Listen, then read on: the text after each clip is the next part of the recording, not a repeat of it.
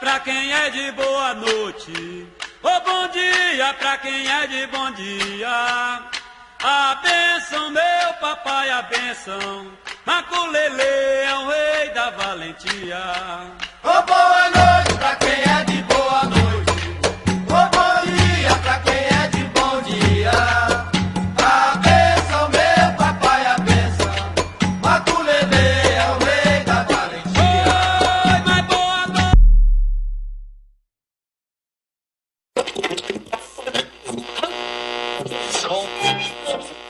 Quase uma semana depois do ato de vandalismo que resultou na destruição de mais de 20 imagens de santos, várias estátuas, tambores e muitos outros objetos, nossa equipe de reportagem esteve no terreiro Flor do Matão, Deus é quem guia, que ainda não retomou as atividades. Por enquanto, o pai Jorge Matos, responsável pela casa, ainda tenta se recuperar do enorme prejuízo.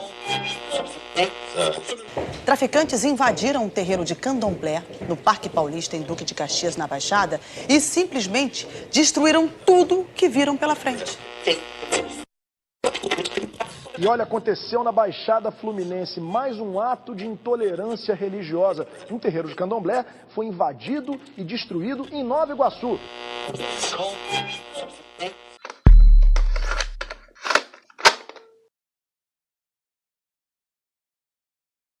Ô Gunhê!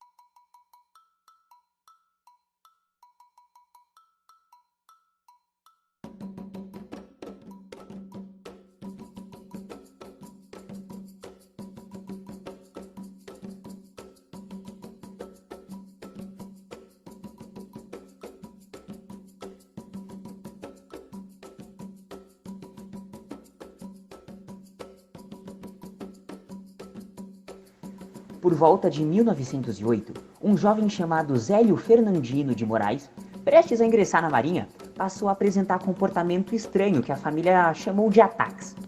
O jovem tinha a postura de um velho dizendo coisas incompreensíveis. Em outros momentos se comportava como um felino. Após ter sido examinado por um médico, este aconselhou a família a levá-lo a um padre, mas Zélio foi levado a um centro espírita.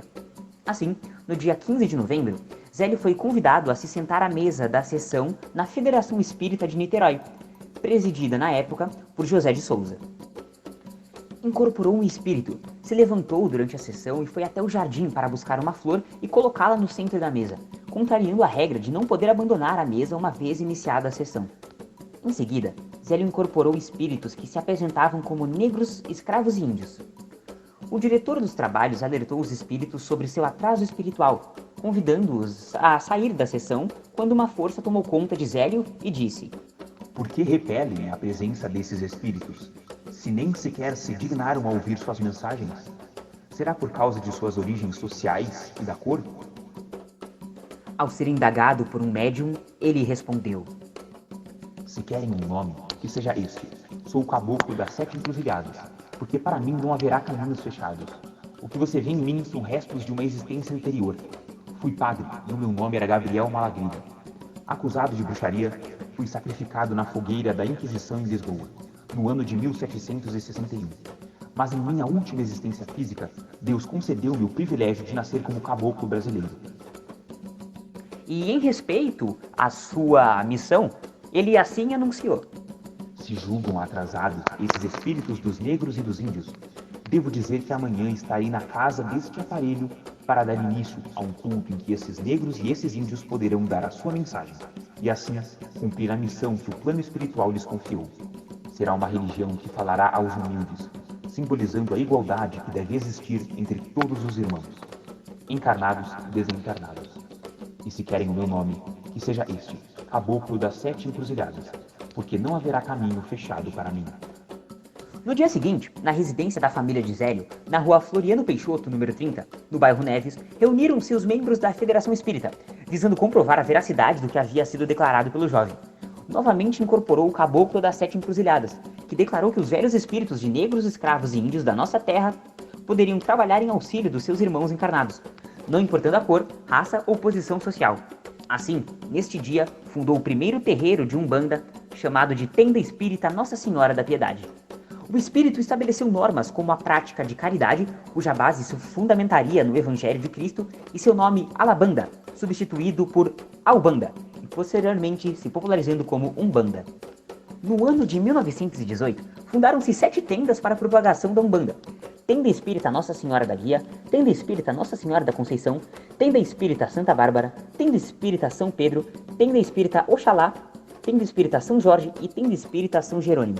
Até a morte de Zélio, em 1975, mais de 10 mil templos foram fundados além destes iniciais. Em 1939, com o objetivo de acabar com polêmicas e na tentativa de uma unificação, foi criada a União Espírita de Umbanda do Brasil. A partir desse momento, somente as práticas que seguiam os fundamentos propostos pelo Caboclo 7 Encruzilhadas passaram a ser consideradas como umbandistas.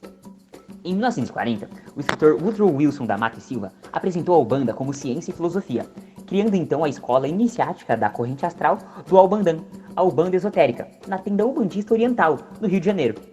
Mesmo após as tentativas de unificação, nas décadas de 40, 50 e 60, ainda existiam inúmeros terreiros no Rio de Janeiro não vinculados à União Espírita de Umbanda do Brasil, principalmente por discordarem das normativas propostas pela federação e por serem consideradas atividades isoladas.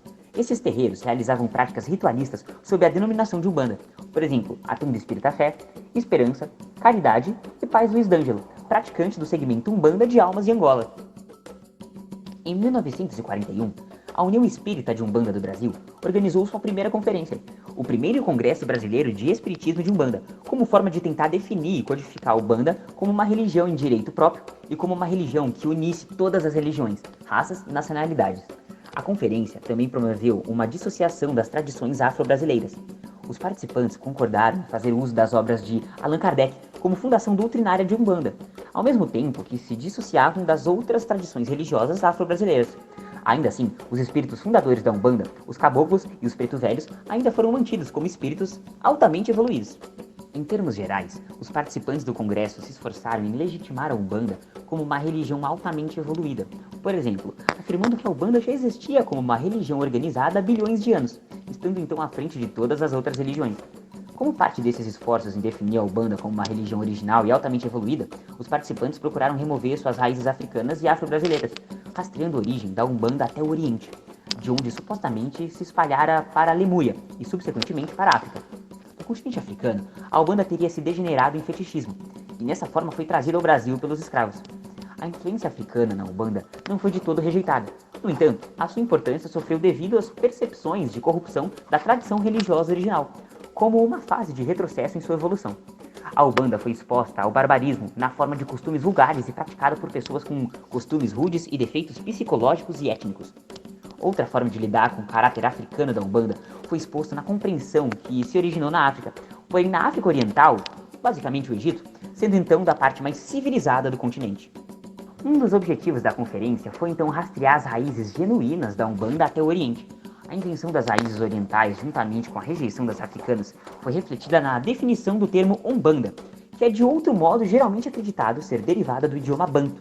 Declarou-se que Umbanda vinha das palavras do sânscrito Aum e Banda, termos que foram traduzidos como o limite no ilimitado, princípio divino, luz radiante, a fonte da vida eterna, evolução constante. A partir da década de 1950, os setores mais humildes da população umbandista, composta por negros e mulatos, começaram a contestar o distanciamento da Umbanda das práticas africanas. A Umbanda branca se opunha à tendência de recuperar os valores africanos presentes na religiosidade popular. Na década de 1980, a Umbanda teve seu auge ao ser declarada como religião de muitas personalidades, como os cantores Clara Nunes, Dorival Caymmi, Vinícius de Moraes, Baden-Powell, Bezerra da Silva, Raul Seixas, Martinho da Vila, entre outros. Agora, chegamos a uma das partes mais difíceis de contar da história. Na década de 90, a Umbanda e outras religiões de matrizes africanas foram alvo do crescente neopentecostalismo brasileiro. Em 2003, foi fundada a Faculdade de Teologia Umbandista, FTU, mantida pela Ordem Iniciática do Cruzeiro Divino, fundada em 1970 por Francisco Rivas Neto, na Água Funda, em São Paulo. Apesar de a Umbanda ter sido anunciada por Zélio Fernandino de Moraes e seu guia espiritual Caboclo dos Sete Encruzilhadas, não foi a sua vertente que se tornou popular no Brasil. A Umbanda se popularizou através da sua raiz africanista encontrada na Cábala do Rio de Janeiro, também conhecida como Macumba. Muitos estudiosos defendem que a raiz da Umbanda precede ao anúncio de Zélio e que o mesmo teria incorporado elementos das religiões afro-brasileiras a um ritual com características espíritas kardecistas. Apenas lembrando que, sempre que falarmos de algo kardecista, estamos falando de algo que tem a ver com as doutrinas de Allan Kardec. No ritual de Zélio, alguns elementos mais africanizados, como o uso de atabaques, a prática do sacrifício animal ritualístico, manifestações de Exus e pombagiras e outros mais foram suprimidos. Tal processo foi chamado de embranquecimento da Umbanda, visto que tal prática tornava a Umbanda mais palatável aos costumes das classes alta e média do Rio. Os terreiros, principalmente os terreiros de Umbanda popular, do ritual Almas de Angola, do Omolocô e da Umbanda traçada, praticados por pessoas de classe baixa situados nas comunidades, nas zonas rurais e favelas, continuaram com as práticas africanas mais próximas às práticas da macumba antiga e, consequentemente, do candomblé. E só para citar, um dos grandes proponentes ao retorno da Umbanda às suas raízes africanas foi o escritor e pai de santo Tancredo da Silva Pinto. E olha só, se na última fala você ouviu a palavra candomblé, você não ouviu errado. A gente ainda vai falar muito dessa religião por aqui. Espera só um pouquinho. Agora a gente vai contar mais pra você e se aprofundar mais nessa religião incrível que é a Umbanda. Vamos lá.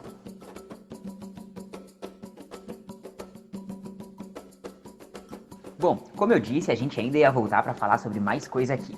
E agora eu queria falar um pouquinho sobre o candomblé.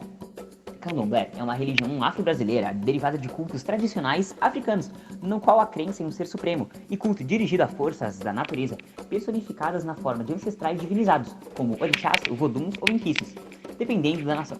É fortemente combatida e sofre muito preconceito por denominações protestantes, mas é tolerada pela Igreja Católica em razão do respeito que a mesma tem à ancestralidade, bem como séculos de secretismo religioso. De origem totêmica e familiar, é a religião declarada de 0,3% da população brasileira, segundo dados do censo 2010 do IBGE. Também é possível encontrar praticantes em outros países como Uruguai, Argentina, Áustria, Suíça, Itália, Alemanha, Portugal e Espanha. E uma coisa que muita gente não sabe é que, inicialmente, foi reprimido pela sociedade escravocrata, pela Igreja Católica, pelo Estado e rejeitado pela sociedade. O candomblé formavam até meados do século XX uma espécie de instituição de resistência cultural, primeiramente dos africanos e depois dos afrodescendentes. Muita coisa mudou, fazendo dessas religiões organizações de culto desprendidas das amarras étnicas, raciais, geográficas e de classes sociais. Dessa forma, os elementos culturais que compõem o candomblé são, na realidade, uma parte integrante da cultura do folclore brasileiro. E olha só, o candomblé ele não deve ser confundido com a Umbanda ou com outras religiões afro-brasileiras e afro-americanas com similar origem, as quais foram desenvolvidas independentemente do candomblé e são virtualmente desconhecidas no Brasil.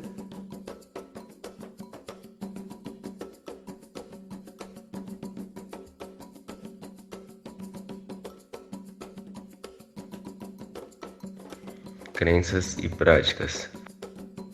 A Umbanda pode ter várias vertentes com práticas diversas, nomeadas de diferentes formas, como Umbanda tradicional, primado de Umbanda, Umbanda de nação ou Umbanda mista, Umbandomblé e etc. Essas diferentes vertentes partilham o culto a entidades ancestrais e a espíritos associados a divindades diversas, que podem pertencer ao catolicismo, a cultos africanos, hindus, árabes e entre outros. Mas apesar de diferentes vertentes, existem alguns conceitos encontrados que são comuns a todas, sendo esses: um Deus único e onipresente chamado Olorum ou Zambi, crença das divindades ou orixás, crença na existência de guias ou entidades espirituais, a imortalidade da alma, crença nos antepassados, a reencarnação e a lei da causa e efeito, pela qual os ubandistas pagam o bem recebido com o bem e o mal com a justiça divina. Ramificações. A Umbanda possui algumas ramificações, caracterizadas por diferentes rituais, métodos, hierarquia e etc. Apesar disso, existem algumas ramificações conhecidas. Entre as vertentes mais conhecidas estão: a primeira delas é a Umbanda Sagrada de Mesa. Foi a primeira vertente de Umbanda, criada pelo caboclo das 7 Encruzilhadas, através do médium Zélio Fernandinho de Moraes. Não se utiliza de abataques e instrumentos. Seus pontos são cantados a capela, seguido de palmas. Utilizam-se também a psicografia e sessões de mesa. Outra que é bem conhecida é a Umbanda tradicional, segunda vertente a existir após a Umbanda Sagrada de Mesa, também por Zélio Fernandinho de Moraes. Se baseia nos princípios da caridade e da fraternidade. É fundamentada em 3 entidades iniciais, que são os caboclos, os preto velhos e as crianças. Originalmente, essa vertente não é adepta das práticas africanas, porém utilizam guias, fumos, defumadores e etc.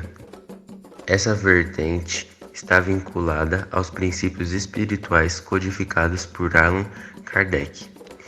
O primeiro terreiro de Umbanda tradicional e a tenda espírita São Jorge, dirigida por Pai Pedro Miranda e fundada pelo caboclo das 7 Encruzilhadas de Pai de Zélio.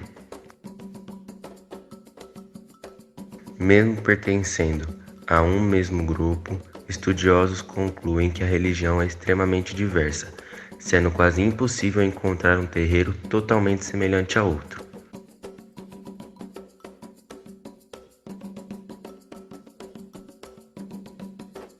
Bom, agora nós vamos falar um pouco sobre as entidades que são cultuadas tanto no candomblé quanto na Umbanda. E é muito importante ressaltar que essas entidades podem sim sofrer alterações, de acordo com a região e com o centro que for frequentado. Primeiramente, devemos falar das entidades que são cultuadas mais na Umbanda, como por exemplo os pretos velhos, ou pretas velhas, que são entidades que durante a sua passagem pelo plano material foram escravos que viveram nas senzalas do Brasil, e depois da vida tão sofrida, eles acabaram optando por auxiliar aqueles que precisavam de sua ajuda. Sendo assim, são muito bem vistos e reconhecidos dentro dos trabalhos espirituais da Umbanda. Se caracterizam por sua enorme simplicidade, sabedoria, seus conselhos e ensinamentos sobre fé e perseverança. Outra entidade que é extremamente importante para os trabalhos de Umbanda são os herês.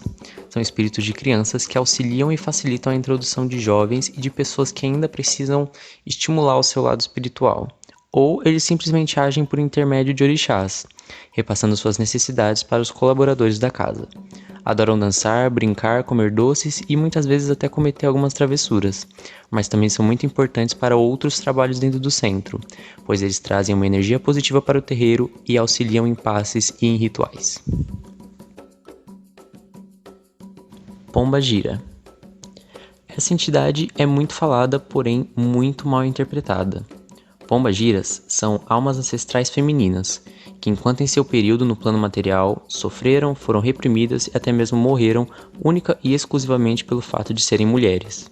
Sendo assim, auxiliam, defendem e aconselham outras mulheres que podem estar passando por situações semelhantes. Porém, não se limitam apenas a ajudar mulheres. Estão sempre dispostas a oferecer suas ajudas e conselhos para todos aqueles que necessitam e aceitam de seus cuidados. Transmite e estimula autoconfiança, sensibilidade, força interior, autoestima e amor próprio, além de ajudar em questões amorosas, financeiras, sexuais e etc. Outra entidade de extrema importância para os serviços da Umbanda são os caboclos, que são espíritos de índios guerreiros que propagam evolução e sabedoria, assim como os pretos velhos que eu citei anteriormente. Porém, diferente deles, os caboclos são espíritos mais joviais e guerreiros, considerados então seres mais evoluídos, e acabam se tornando guias-chefes ou chefes de terreiro. Eles não gostam muito de falar ou opinar a respeito do amor, como é muito feito pelas pombagiras, pois seus princípios não seguem a forma como nós, humanos térreos, lidamos com o amor.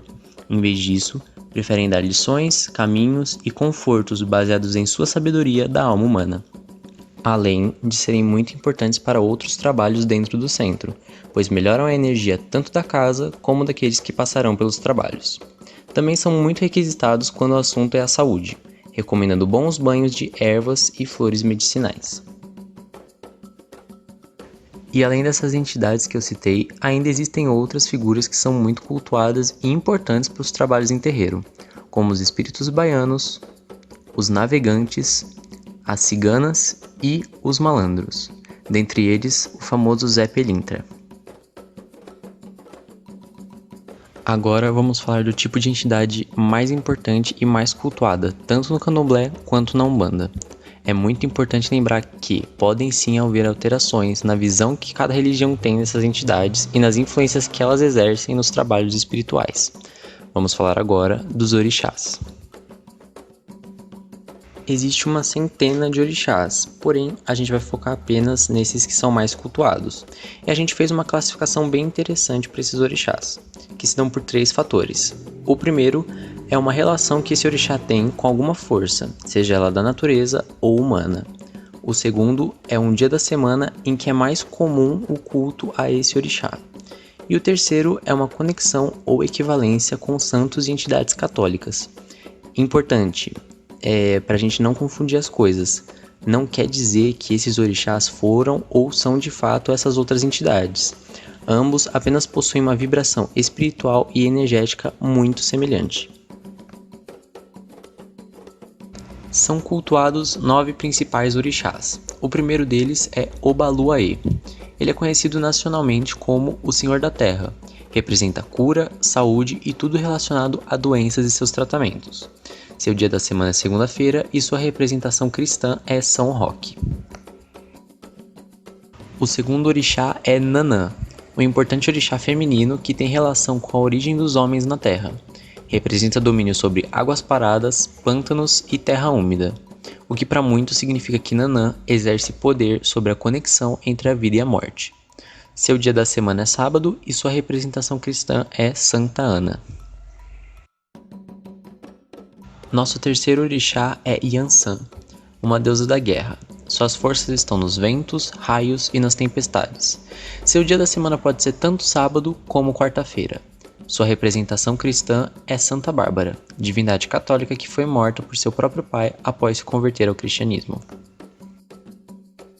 Oxum é mais uma orixá feminina, conhecida como a Rainha das Águas Doces, Dona dos Rios e Cachoeiras.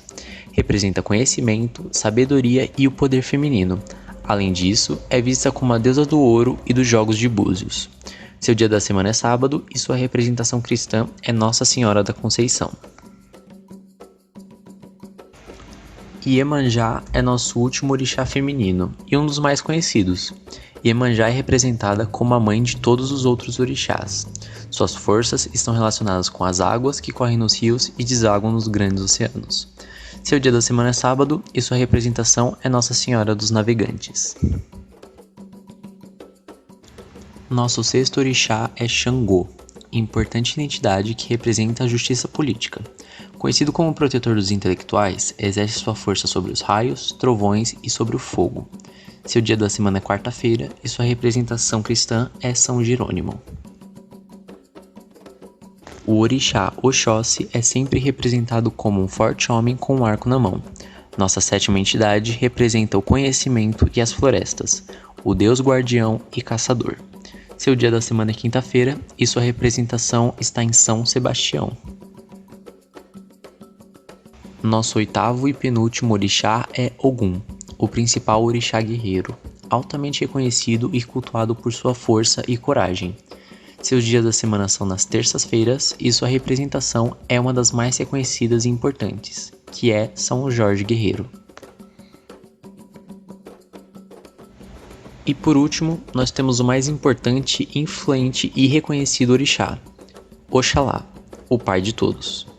Conhecido por emanar pureza, respeito e dignidade, não demonstra sua força por imponência, mas sim por sua sabedoria e razão. Seu dia da semana é sexta-feira, onde é recomendado aderir roupas brancas e evitar roupas pretas e vermelhas. E sua representação é ninguém mais, ninguém menos que a figura mais importante de todo o catolicismo, o profeta Jesus Cristo. E antes de finalizar a apresentação das entidades, é extremamente importante citar o ser mais conhecido, porém visto de maneira completamente conturbada e preconceituosa devido à sua aparência. Estamos falando de Exu.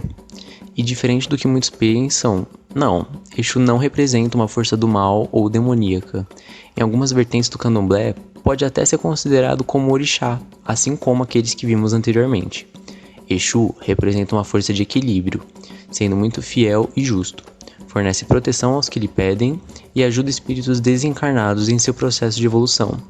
E, assim como os orixás, também possui sua equivalência no cristianismo. Alguns podem até pensar que se refere a alguém como Lúcifer. Porém não, sua conexão se estabelece com Santo Antônio, o santo casamenteiro.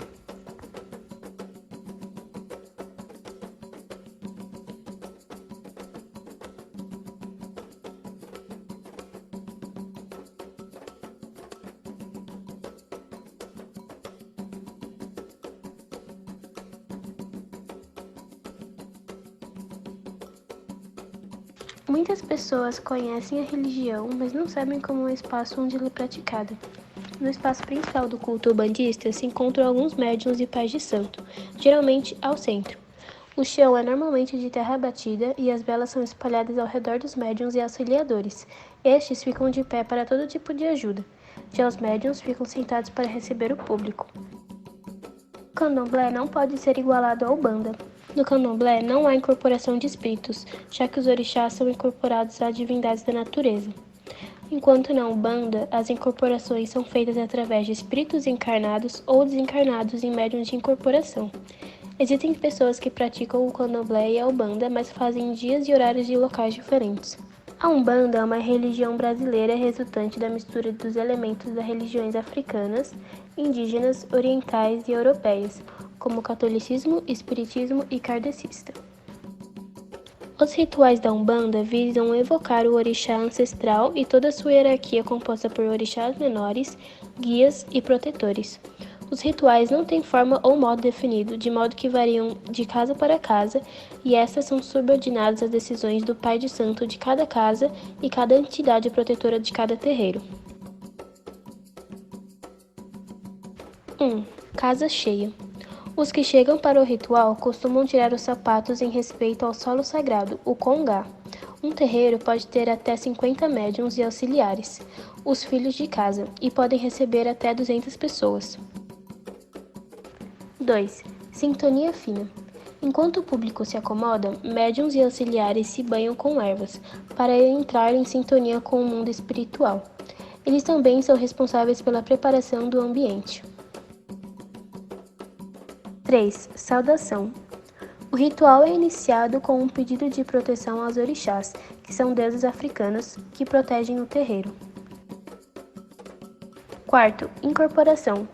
Ao som dos atabaques, as entidades baixam. O primeiro a incorporar é o pai de santo, seguindo dele os médiuns.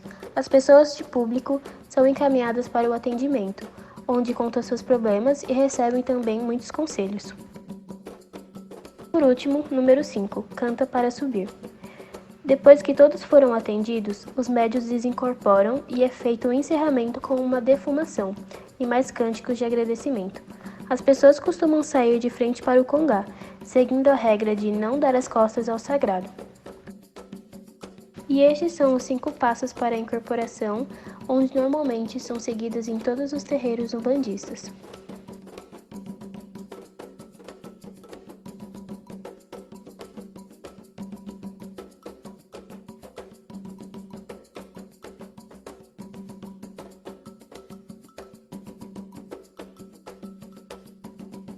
Agora eu vou falar um pouco sobre a organização e a hierarquia dentro da Umbanda.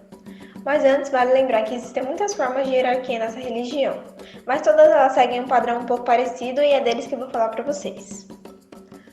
Acima de todos na hierarquia está o pai ou a mãe de santo. Ser mãe ou pai de santo não diz respeito somente à nomenclatura de alguém que cuida de um terreiro. O Babalorixá, que é o pai de santo, ou a Yalorixá, que é a mãe de santa, são pessoas preparadas e com a espiritualidade elevada. Eles têm o dever de guiar a vida dos seus filhos e filhas de santos e exercem posições quase como psicólogos.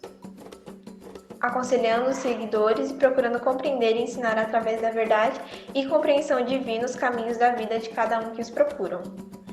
Tendo assim um trabalho delicado de transmitir da melhor forma a mensagem que eles recebem dos santos, de acordo com a necessidade daquele que o escuta.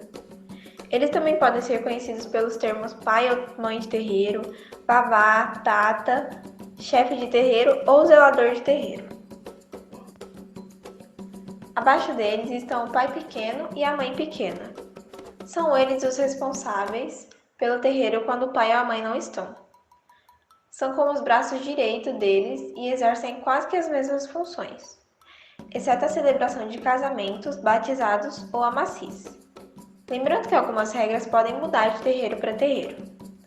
Depois temos os ogãs, as sambas e os capitães. Eles ocupam o mesmo degrau na hierarquia, mas exercem funções diferentes. O capitão é o auxiliar tanto dos pais de santo quanto dos pais pequenos. Eles são os responsáveis pela preparação da gira, que são os rituais da Umbanda, e exercem quase que as mesmas funções dos pais pequenos. A diferença é que eles não têm nenhuma responsabilidade espiritual na corrente, mas eles devem ajudar se necessário. São como auxiliares técnicos que cuidam para que tudo ocorra bem na gira. Eles podem desde ajudar os médiuns nas incorporações até acender a vela do Congá, que é o altar sagrado do terreiro. Os ogãs têm um papel fundamental em questão dos rituais e também para invocar a entidade. Ogã significa toque para o santo, seja ele orixá, o preto velho, caboclo, exu, eré, pombagira, boiadeiro e etc. Ele também é responsável não só pela curimba, que são as práticas musicais dentro dos rituais umbandistas, mas também pelo atabaqueiro e pelo atabaque. O atabaqueiro, que está logo abaixo do ogã, é como um auxiliar. Ele ajuda a samba e o ogã na curimba, tocando os atabaques.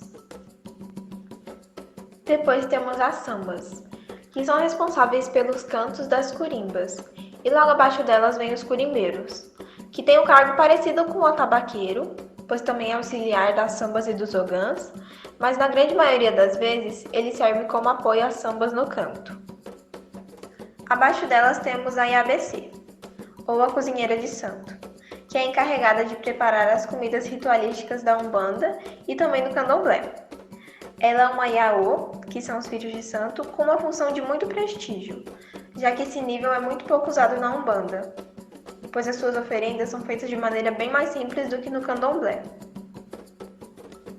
Finalmente temos os Iaús, que são os verdadeiros filhos ou filhos de santo. É aquela pessoa que já se iniciou na religião e que algum dia, se desejar, poderá cuidar do terreiro ou fundar o seu próprio. E no último degrau dessa grande pirâmide, temos os abiãs e os cambonos. Os abiãs, que significa noviço ou noviça, é a pessoa que começa a frequentar o terreiro como assistente. Em muitos casos, com a intenção de se ingressar na religião. São aquelas pessoas que frequentam regularmente as cerimônias sem que elas sejam iniciadas, e por isso frequentam como assistentes. Eles são os fiéis da Umbanda, mas não os iniciados. Cambono, ou o grande ajudante anônimo do terreiro, é quem tem todas as obrigações modestas do terreiro. É um grande trabalhador anônimo, lembrando que o cambono ainda não é um iniciado, ou seja, ele não é feito no santo, então é simplesmente um ajudante. Vale lembrar que os nomes podem mudar de acordo com a nação da Umbanda, mas eles exercem a mesma função, havendo algumas vezes pequenas alterações devido à forma de culto de cada nação.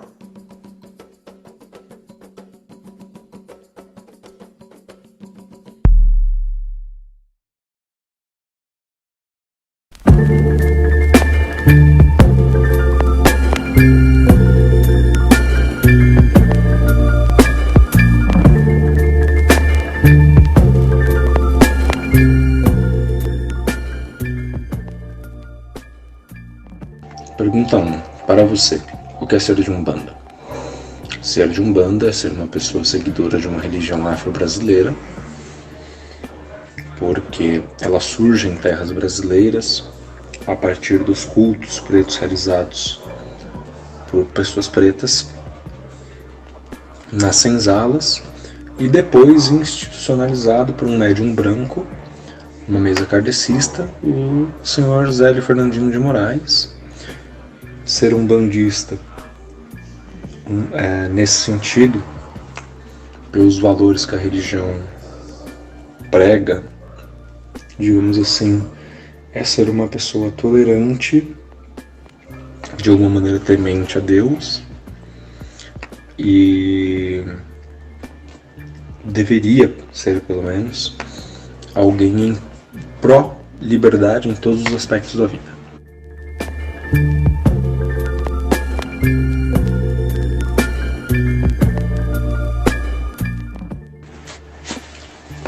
Existe preconceito contra essa religião porque ela é de raiz africana, como mencionei há pouco, por ter sido fundada por pessoas pretas, e que utiliza, essa religião utiliza de elementos da cultura preta africana, como os orixás e os modos de cultuar a esses orixás. Porém, contudo, entretanto, esse preconceito tem diminuído, justamente porque existe um processo de embranquecimento dessa religião, uma vez que ela tem se tornado cada vez mais elitista, em decorrência dos preços, principalmente, dos artefatos religiosos necessários à religião, e também da difusão de cursos certificatórios dentro do meio religioso umbandista. E geralmente esses cursos são pagos e inacessíveis.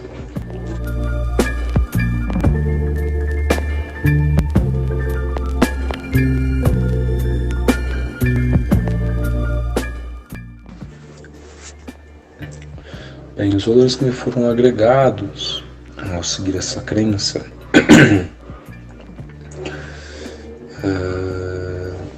acredito que principalmente o valor da comunidade, por assim dizer. Acho que esse foi o valor que mais foi agregado a mim por seguir essa crença num dado momento da minha vida, porque é algo bastante importante nos terreiros, a sensação de comunidade e um movimento comunitário em prol de uma única finalidade, geralmente positiva, dentro de um terreiro.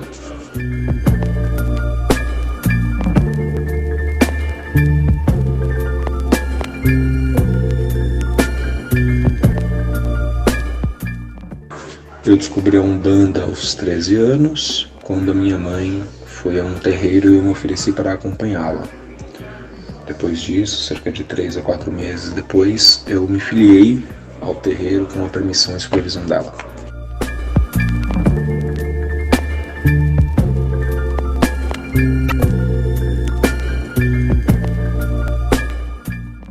Bem, durante um tempo da minha vida eu frequentei igrejas. Eu frequentei uma igreja batista, mesmo sendo umbandista, e nessa igreja batista eu vi uma fala que eu diria preconceituosa ao dizer, por exemplo, que Kardec, Chico Xavier e outros médiuns psicógrafos teriam um pacto com o diabo ou não entrariam na porta do céu, qualquer bobagem nesse sentido. Isso foi com meus 13, 14 anos também. Naquele momento eu me senti de alguma maneira discriminado, mas não me recordo agora de ver alguém sofrendo preconceito por conta de seguir essa religião umbanda.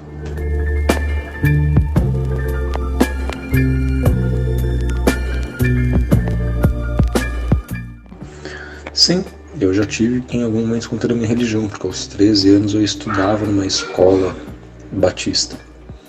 Já era umbandista. Então eu escondia de amigos meus, por exemplo, por saber que não seria bem visto, as pessoas talvez não compreendessem, tivessem seus próprios pré-julgamentos.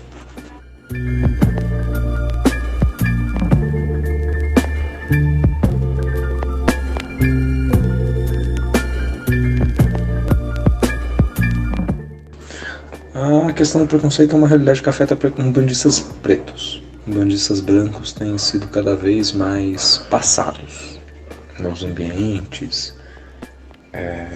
Existe um processo, diria até, de apropriação cultural muito intenso nessa religião. Então, não avalio mais que existe uma realidade geral de preconceito, mas uma realidade específica. pessoas pretas, pessoas pobres, que não vão com as melhores roupas, nem fazem os melhores cursos, assim por diante.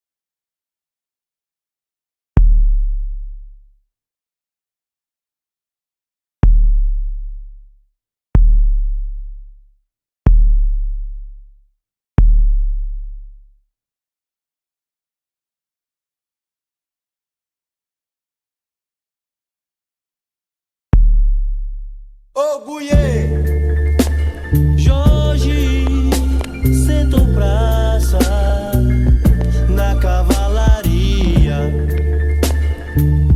E eu estou feliz porque eu também sou da sua companhia. Eu estou vestido com as roupas e as armas de Jorge. Bom, a ideia do Jorge da Capadócia foi minha, tá ligado? O bagulho é engraçado, se eu falar, a gente vai achar que é comédia, mas eu sonhei com a música, mano. Sonhei com a música do Isaac Reis e a letra do Jorge bem em cima. Sonhei, eu já gostava da música e eu acho que era a música que tava faltando no disco. Tava tudo pronto, faltava ela. Tava faltando alguma coisa, mano, eu não sabia o que era. Mas faltava alguma coisa mais nossa, né, mais íntimo, moro, mano, tipo religioso, moro, de proteção, tipo esses baratos assim, moro, da nossa origem mesmo, a minha e do grupo principalmente, né, que é ligado ao candomblé e tal. E algum orixá da guerra, né, meu, que abre o caminho, a gente tava precisando disso aí, a primeira música pra abrir caminho mesmo. E pra homenagear o Jorge Ben, que eu sou fã, tá ligado? Cordas e correntes arrebentem, sem o meu corpo